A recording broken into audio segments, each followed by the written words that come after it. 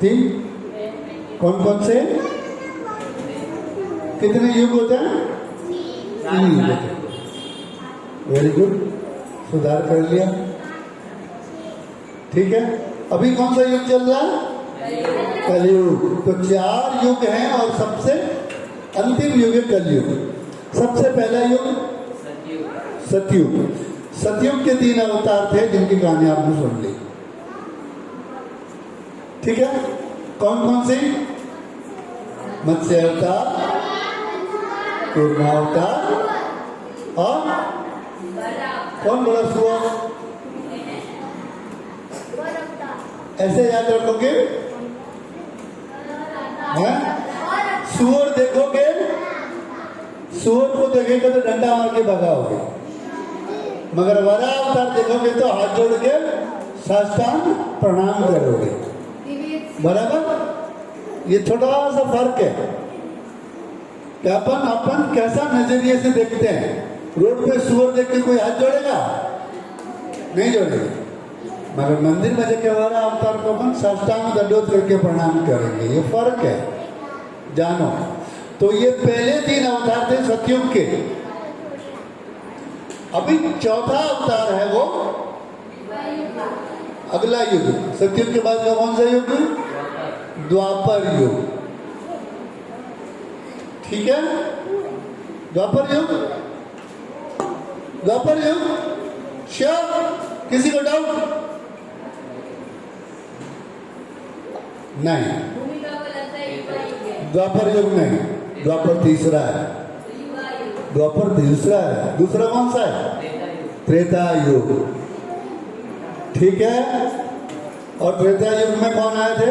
सबसे बड़ा अवतार हुआ था हम सबके आराध्य, सारे संसार के आराध्य राम। राइट। और राम से पहले कौन हुए?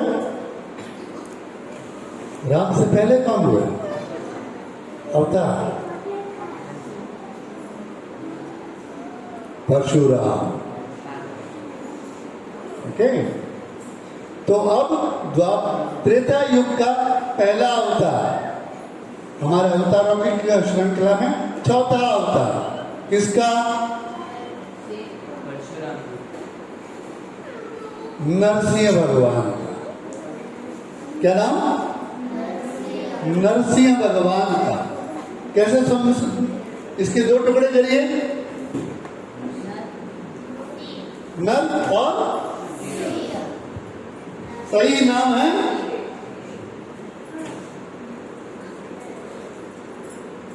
ये है सही नाम, मगर इसको उच्चारण कैसे करते हैं? नर नरसिंह। फिर इसके 2 भाग किए तो और नर और सिंह, यानी ऐसा अवतार जिसमें एक रूप में दोनों रूप दिख रहे हैं। यानी उस अवतार में भगवान विष्णु ने 2 स्वरूप के दर्शन करा है, नर का भी करा है और सिंह का भी करा है। ठीक है, इससे पहले 3 में सब सिंगल थे। मत्स्य में केवल मछली है, कूर्मा अवतार में केवल कछुआ है, वरा अवतार में केवल सुअर है, मगर ये अवतार में कॉम्बिनेशन है। वरा अवतार में किसको मारा? वरा अवतार में किसको मारा? कौन से दैत्य को मारा? हाँ, जय को। जय दैत्य थोड़ी था, जय तो भगवान को द्वारपाल था। दैत्य कौन था? जय को श्राप मिला, इसके लिए जय दैत्य बन के जन्म लिया पृथ्वी पर। मगर जय का जब वो राक्षस बना तो नाम क्या था? किसको मारा? हाँ, कुछ नाम बोला। हाँ, रावण को। हाँ, रावण त्रेता युग में था, हम सतयुग की बात कर रहे हैं। ये भाई ऐसे फायदा नहीं है कि जब आप सुनते हो वापस आपकी रिकॉर्डिंग भी भेजते हैं, वो भी वापस सुननी चाहिए, फिर उसको मेमोराइज करना चाहिए। संस्कार वाटिका का अर्थ यही है कि जो कुछ भी आप जानो सीखो, ये सब नटशेल है, बहुत ज्यादा नहीं है। समुद्र में सिर्फ कुछ बूंदे ही आपको सिखा रहे हैं, कुछ बूंदे, ठीक है, केवल कुछ बूंदे आप सीख रहे हो। वो बूंदे जीवन के लिए जरूरी है, इसके लिए आपको सिखा रहे हैं। याद रखना उसको, वापस वीडियो सुनना, और नहीं याद है तो आपस में डिस्कस करो।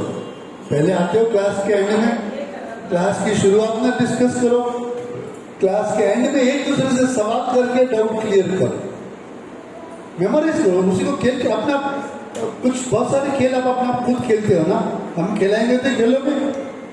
तो आप लोगों का जब इस भवन में एंट्री करते हो तो आप लोगों की आपस में बातें ये होनी चाहिए, पिछली बार की कथा में ये सुना था, ये कैरेक्टर था, वो कैरेक्टर था, एक दूसरे को कहानी सुनाओ,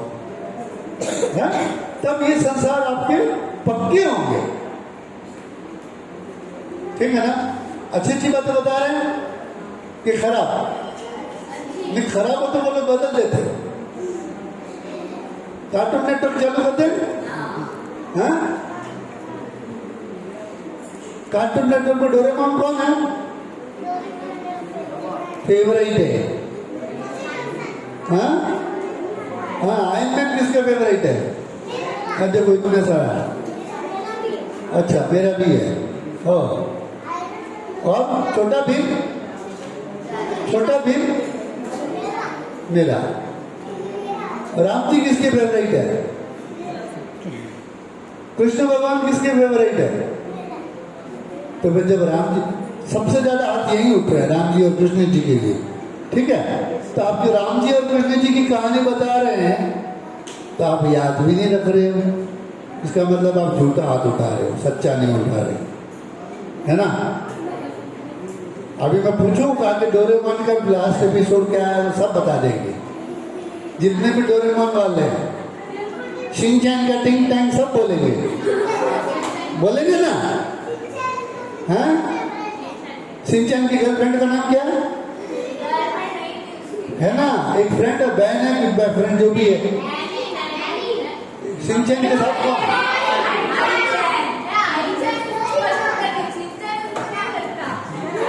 शिनचैन की फ्रेंड का नाम है ना सुजुक, क्या नाम है? सुजुका। देखा वो डोरेमोन की है क्या?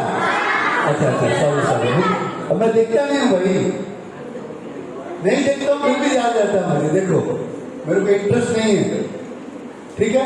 आपके मम्मी पापा कोई भी देखते हैं ये सब कार्टून नेटवर्क? मैं भी नहीं देखता, मगर आप लोगों को अच्छा लगता है इसके लिए थोड़ा थोड़ा याद रखता हूँ। क्यों? कि जीवन में हर चीज जाननी चाहिए। चलते चलते हम बाजार में घूमते, मार्केट में घूमते, कहीं टीवी चालू हो, थोड़ा सा चल गया, जरा सा देख लिया, सुन लिया, याद हो गया, इधर रिकॉर्ड, और कई सारी चीजें भूल जाते हैं, कल बताओगे आज भूल जाएंगे, वो भी है। ऐसा नहीं कि हर चीज याद होती है, मगर आप लोगों को याद करने के लिए क्या करना, ये नियम बताया इसीलिए कि हर बार जब भी आप लोग भवन में मिलो, क्लास है या नहीं है, ऐसे ही मिलते हो, शाम की आरती में मिलते हो, एक दूसरे से अपनी संस्कार वाटिका के सवालों को करो और जानो और उसको रिपीट करो, याद हो जाए। इंटरेस्ट लेना अपना है ये ज्ञान, ठीक है। इस ज्ञान को लेने के लिए विदेशों से लोग भारत आते हैं, संस्कृत वो लोग सीख रहे हैं, हम लोग नहीं सीख पा रहे हैं, बराबर। आज रॉकेट साइंस में वर्ल्ड में नंबर 1 कौन है? कौन सी संस्था? कौन सी संस्था का नाम को किसको पता? कोई साइंटिस्ट बनना चाहता है, कोई रॉकेट में जाना चाहता है, तो कौन सी संस्था के थ्रू जाते हैं? नासा। नासा का आधा से ज्यादा ज्ञान भारत के ग्रंथों से लिया हुआ है। वो लोग इस बात को अग्री नहीं करते। क्यों? अग्री करने से क्या होगा? वो नहीं अग्री करेंगे तो बोलेंगे हमने खोज की है, झूठे लोग हैं। दूसरों की खोज को अपनी बताना, कहानी मैं लिखूं, नीचे आप अपना नाम लिख के भेज दो, मेरी कहानी है ना। ऐसे झूठे काम होते हैं दुनिया में, कलयुग है, सब होगा, मगर वो लोग करते हैं। कहने का अर्थ ये है कि सच्चा झूठा कौन है, ये अपना विषय नहीं है। अपना विषय का अपना जो ज्ञान है विदेशी लोग इस्तेमाल कर रहे हैं और हम लोग पीछे छूट रहे, क्योंकि हम लोग छोटे छोटे चीज भी याद नहीं रखते। बराबर, तो छोटी छोटी चीज याद रखो, कहने का अर्थ है ये याद रखो। सो आज की कहानी है नरसिंह भगवान की, ठीक है। जय विजय, जय को हयग्रीव नाम से भगवान ने मुक्त कर दिया। विजय उसी का भाई था, हयग्रीव के ही भाई के रूप में रावण बन के पैदा हुआ, दैत्य बनकर। उसका नाम था हिरण्यकशिपु। ये दोनों सगे भाई थे, ठीक है। अब मेरे भाई को कोई मारेगा तो मुझे गुस्सा आएगा तो खुशी होगी? भगवान मारेंगे तो? भगवान भी आके मारेंगे तो आएगा? आएगा?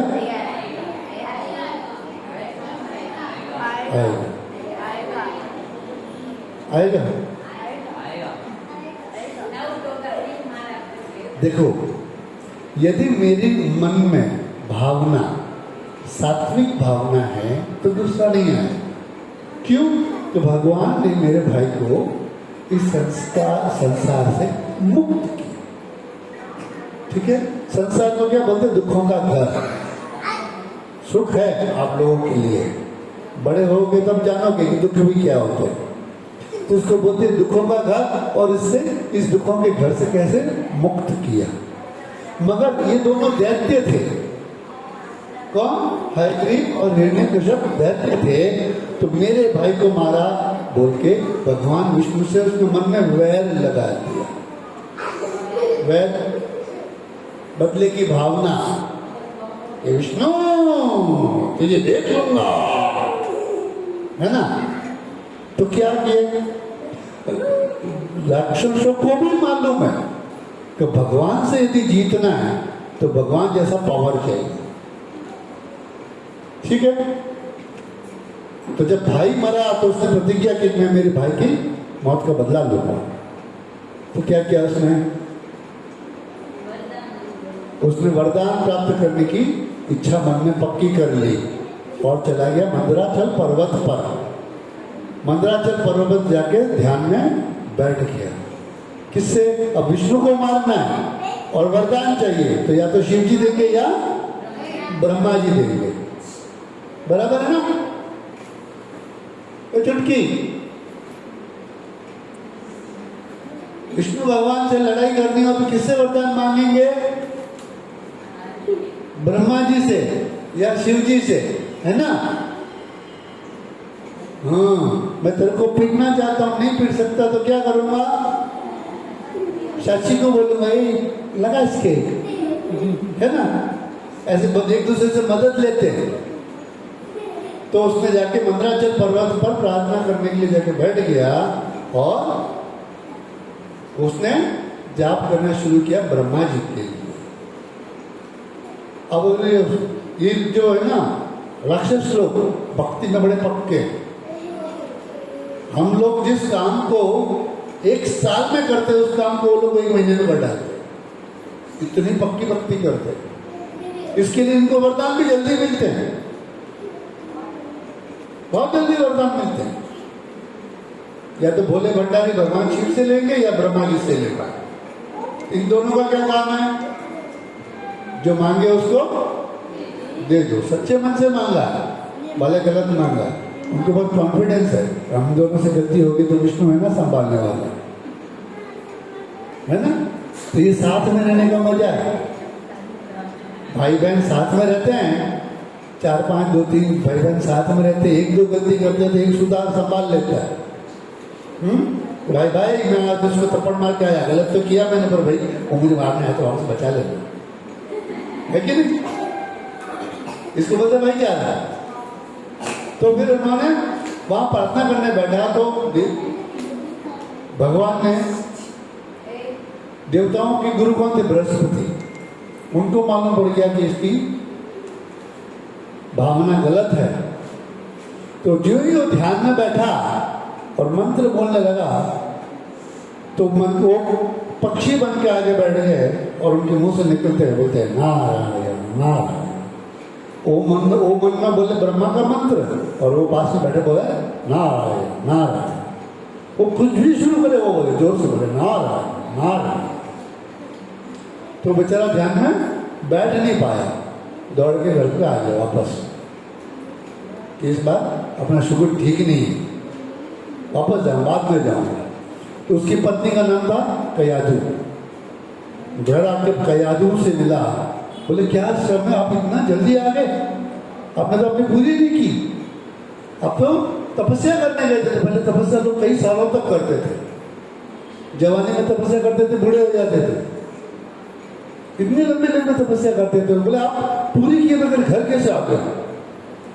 तो बोले मैं क्या करता, वहां एक पक्षी आके बैठ गया मेरे सिर के पास, वो बोलता नारायण नारायण, मैं कैसे करूं?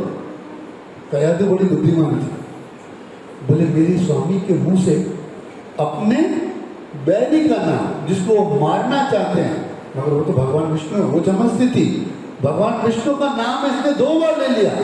बोले क्या बोला स्वामी आपने? बोले नारायण नारायण बोलता है। बोले अरे यार उसने तो 4 बार बोल दिया। वो समझ गई ये टेक्निक बढ़िया है, मैं बैरी बन जाती हूँ, ये मुझसे प्रेम करते हैं, मैं बार बार पूछूंगी, ये मुझे बार बार बताएंगे। ठीक है ना? आपके लोगों के सवाल कई बार होते हैं, एक ही सवाल को आप 100 बार अपने मम्मी पापा से पूछते हो, आपको बोलते हैं, जवाब देते हैं, है ना? वो क्या है तो तारा, वो क्या है तो तारा, अरे पापा वो क्या है तो तारा है।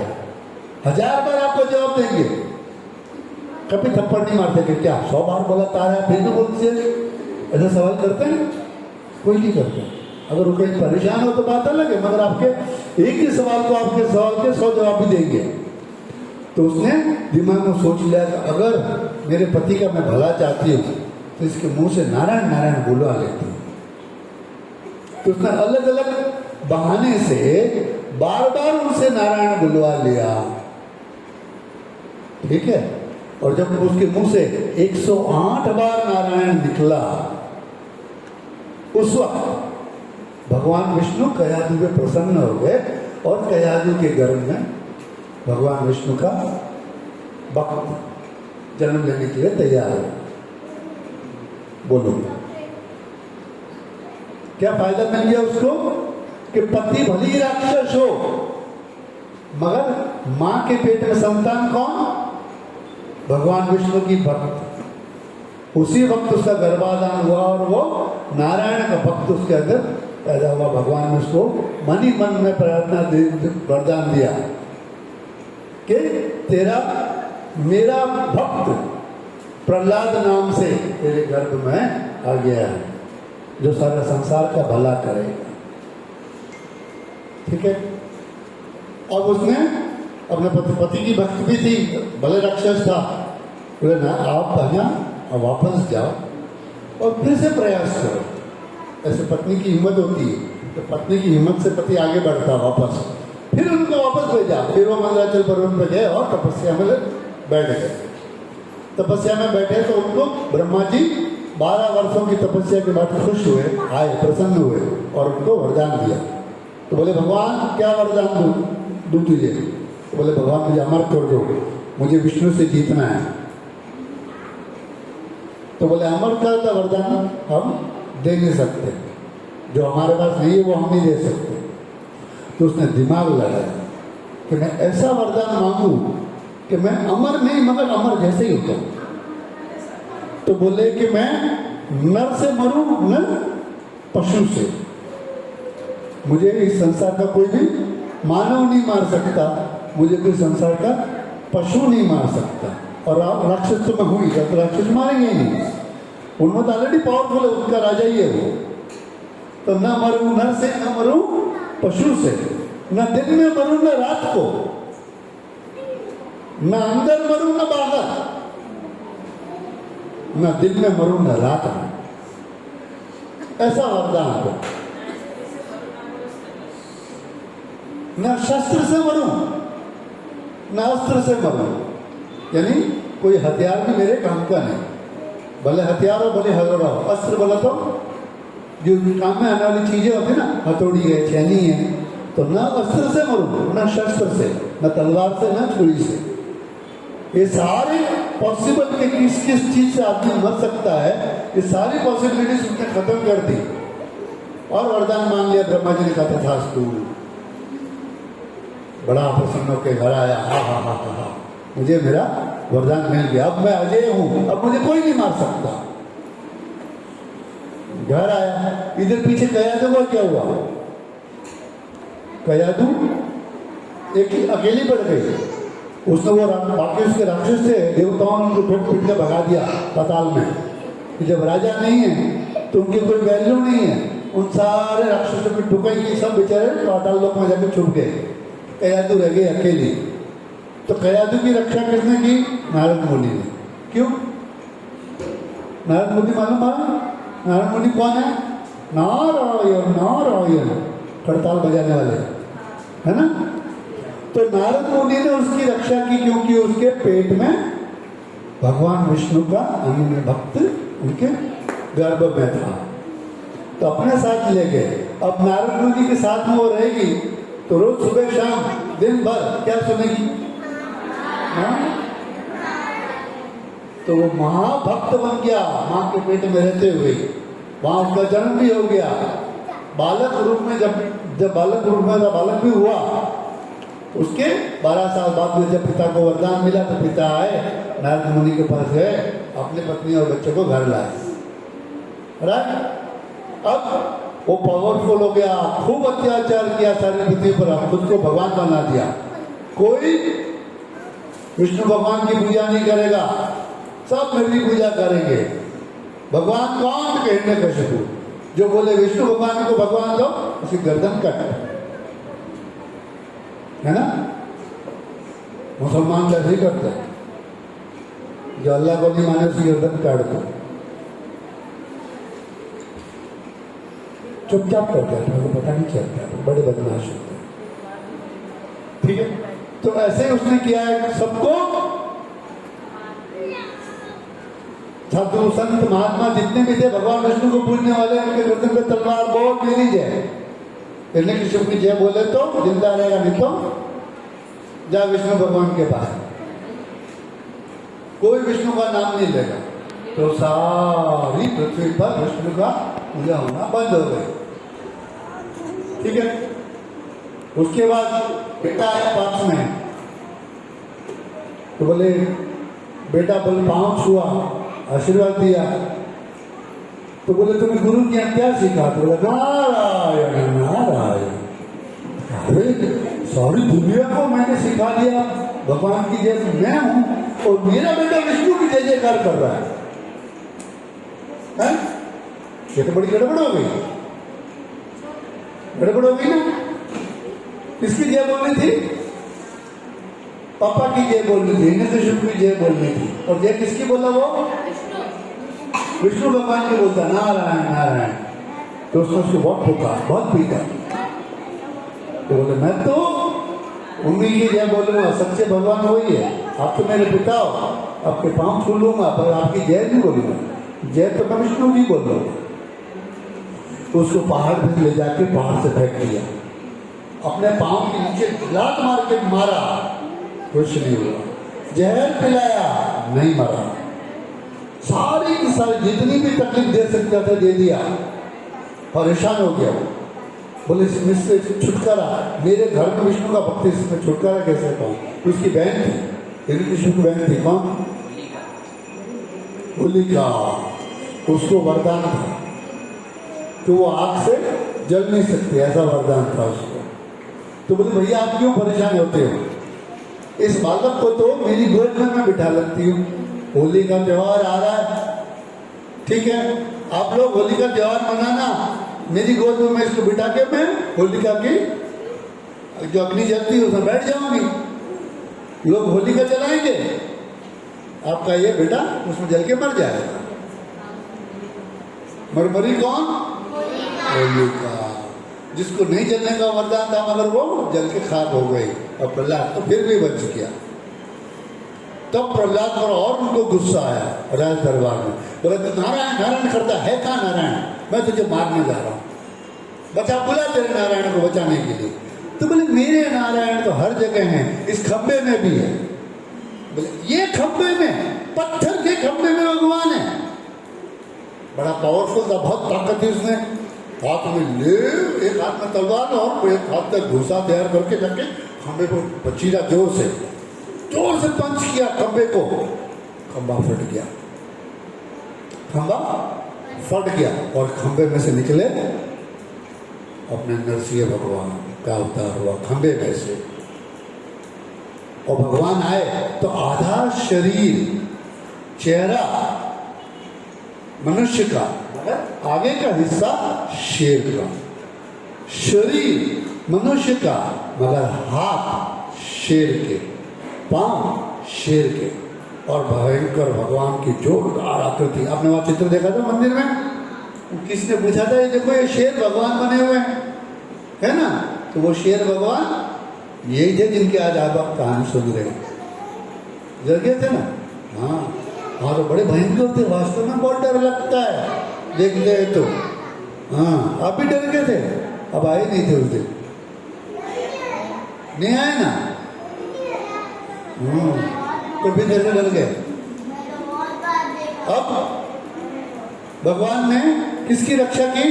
प्रहलाद की रक्षा करने के लिए एक अवतार लिया और फिर क्या किया? जोरदार भगवान का नृसिंह अवतार हुआ। भगवान गरज रहे हैं शेर की तरह, ठीक है। अब वो तलवार लेके, हाथ में तलवार थी, भगवान से युद्ध करने को आ गया, फिर हो गया नरसिंह, और उसमें बहुत लड़ाई हुई, खूब युद्ध हुआ। फिर भगवान ने देखा शाम होने वाली है, ठीक है, शाम होने वाली थी। भगवान ने अपने अस्त्र शस्त्र रख दिए, उसके हाथ से तलवार छीन ली और उसको अपने दोनों हाथों में उठा लिया। और भगवान महल से निकले बाहर, न तो निकले बाहर न रहे अंदर, एक कदम बाहर एक कदम भीतर, अपनी जांग में लिटा दिया। यानी उसको वरदान था कि मैं धरती में मरूं न आकाश में, तो लिटा दिया अपने पांव पर, ऐसे एक पांव पे यहां लिटा दिया, ठीक है। और उसके बाद देखा कि ना अभी रात है न दिन, ये संध्या काल है, ठीक है, न रात न दिन, न ऊपर न नीचे, न अस्त्र शस्त्र। तो भगवान ने उसको मारा कैसे? अपने नाखूनों से। तो नाखून तो शरीर का पार्ट हो गया है? ऐसे करके उसका पेट चीर डाला और उसकी गति हो गई। फिर भगवान बहुत गुस्सा थे, भगवान को प्रहलाद ने प्रार्थना करके मनाया, हे भगवान आप शांत हो जाइए, इस संसार से आपके विरोधी की क्या हो गई? मुक्ति हो गई। थे तो उसके पिता, मगर मन में क्या भाव? मेरे पिता की मुक्ति हो गई, राक्षस थे, मुक्ति हो गई, भगवान के चरणों में चले गए, इससे बढ़िया और क्या हो सकता है? इसलिए प्रसन्नता से उन्होंने भगवान से प्रार्थना की, भगवान मेरे पिता को अपने श्री चरणों में स्थान देना और आप शांत हो जाएंगे। ये है आपके चौथे अवतार की कथा। कुछ और जानना? कहानी तो पूरी हो गई, अब सारे कैरेक्टर आपको याद रखने हैं। कौन कौन कैरेक्टर इसमें? नरसिंह अवतार स्वयं, भक्त प्रहलाद, और वो प्रहलाद भक्त जो भगवान ने उनको आशीर्वाद दिया कि जब तक तेरी इच्छा होगी तब तक तू जीवित रहना और इस पृथ्वी पर मेरे नाम का प्रसार करना, मेरी भक्ति का प्रसार करना और अच्छा राजा बनकर राज करना, ठीक है। तो प्रहलाद राजा का बहुत ही बढ़िया राज्य था और उनके बेटे का नाम था विरोचन। वो वापस राक्षस हो गई, क्योंकि वंश परंपरा कहां से हो गई? दादा राक्षस था, वापस पोता भी राक्षस हो गया, ठीक है। तो प्रहलाद की मां का नाम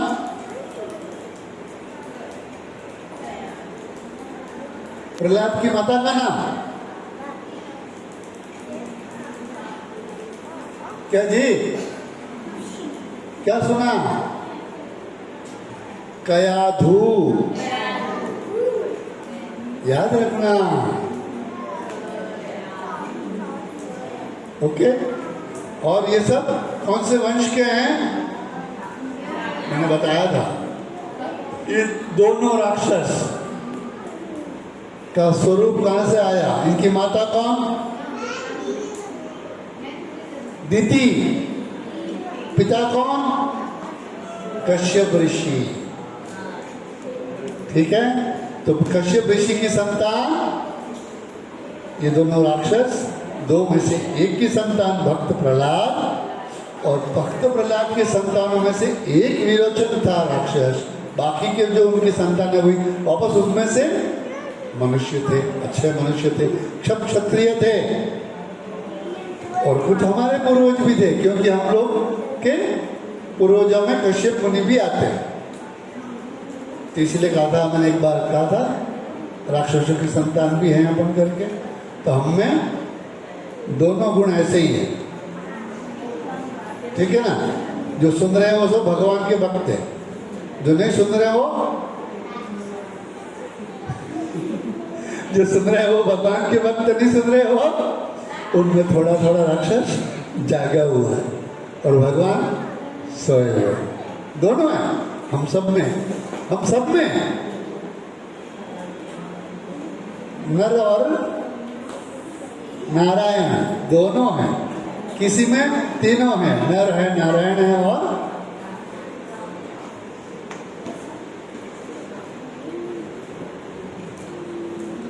बलिंगराज मात की